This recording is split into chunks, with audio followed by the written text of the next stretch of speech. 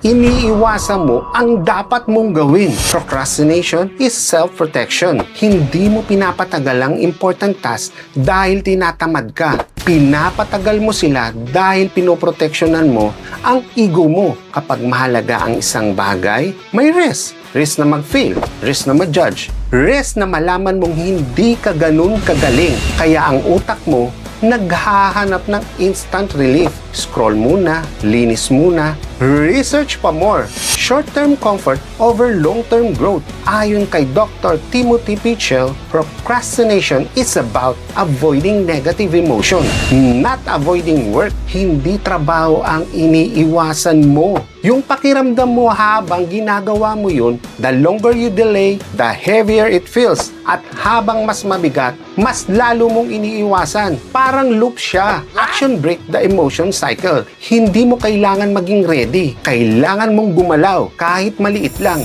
This is a truth, not motivation.